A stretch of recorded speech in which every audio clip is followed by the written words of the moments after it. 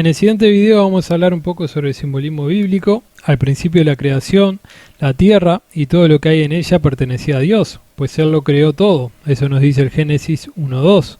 Dios puso al ser humano a cargo de la tierra para que la cultivara y la cuidara, actuando como mayordomo de la creación. Esta mayordomía implicaba no solo el cuidado físico del mundo, sino también la responsabilidad espiritual de mantener la armonía y la justicia en la creación. El ser humano fue creado a imagen de Dios y se le dio la tarea de reflejar esa imagen en la creación. Cuando Adán y Eva desobedecieron el único mandamiento de Dios de no comer del árbol del conocimiento del bien y del mal, que eso está en el Génesis 2:17, cayeron en el pecado y la humanidad perdió su posición privilegiada de mayordomía.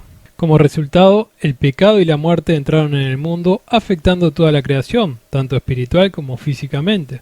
Romanos 5:12. El apóstol Pablo explica que la creación fue sujeta a vanidad y corrompida, gimiendo hasta ahora y esperando su liberación. Romanos 8:20 al 22. Esto se refiere a cómo la naturaleza física del universo también fue impactada por la caída, quedando bajo el decreto divino de corruptibilidad. Así, no solo el ser humano y las relaciones se vieron afectadas, sino que el pecado tuvo efectos cósmicos que solo serán redimidos plenamente en el día de la resurrección final. A partir de la caída, el mundo quedó bajo la influencia limitada de Satanás, quien, de acuerdo a Juan 12:31, es llamado el príncipe de este mundo. Sin embargo, esto no implica que Satanás haya usurpado el control total, ya que en Job 1:12 vemos que su actividad maligna está restringida y regulada por la soberanía de Dios. Aunque Satanás ejerce autoridad e influencia en el mundo actualmente, la Biblia dice claramente que la tierra y su plenitud pertenecen al Señor. Eso está en el Salmo 24:1. Las Escrituras testifican inequívocamente que Dios no ha abdicado ni por un instante su absoluta soberanía sobre toda la creación. Versículos como 1 de Crónicas 29:11 y 12 declaran que el reino de Dios y Él gobierna sobre todo. Él sigue siendo el rey y soberano de todo lo creado. A pesar de la influencia del mal, la Biblia asegura que Dios continúa gobernando y trabajando activamente en el mundo de acuerdo a su propósito redentor. Pasajes como Romanos 8:28 afirma que Dios hace que todas las cosas ayuden para bien a los que lo aman y son llamados conforme a su propósito. Cuando Satanás tentó a Jesús, intentó usurpar la autoridad de Dios al ofrecerle los reinos del mundo a cambio de la adoración. Eso está en Mateo 4:8 al 10. Pero Jesús rechazó esa tentación, demostrando que solo Dios merece adoración y sumisión.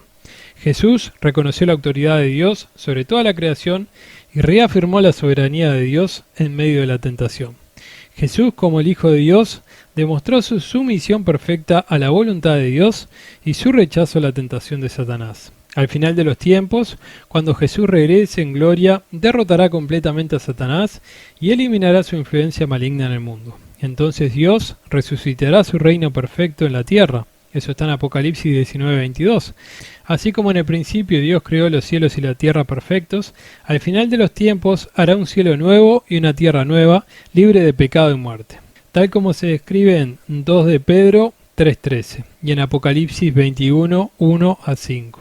Este será el cumplimiento final de la promesa de Dios de redimir y restaurar todo lo que se ha perdido a causa del pecado. La creación será liberada de la esclavitud del pecado y la muerte y será restaurada a su estado original de perfección y gloria. En la Biblia hay varios ejemplos de la paciencia de Dios dando tiempo para el arrepentimiento antes de ejecutar un juicio.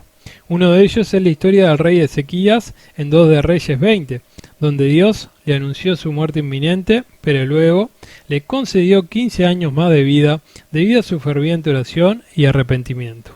Un ejemplo notable es la historia de Jonás, donde Dios envió a Jonás a la ciudad de Nínive para advertirles de su inminente destrucción debido a su maldad.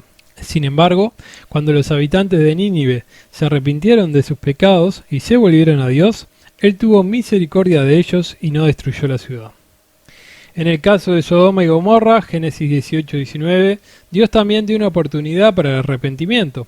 Antes de la destrucción, Dios envió ángeles para advertir a Lot, el sobrino de Abraham, para que abandonara la ciudad. Sin embargo, a pesar de la advertencia, los habitantes de Sodoma y Gomorra no se arrepintieron de su maldad, y como resultado, las ciudades fueron destruidas.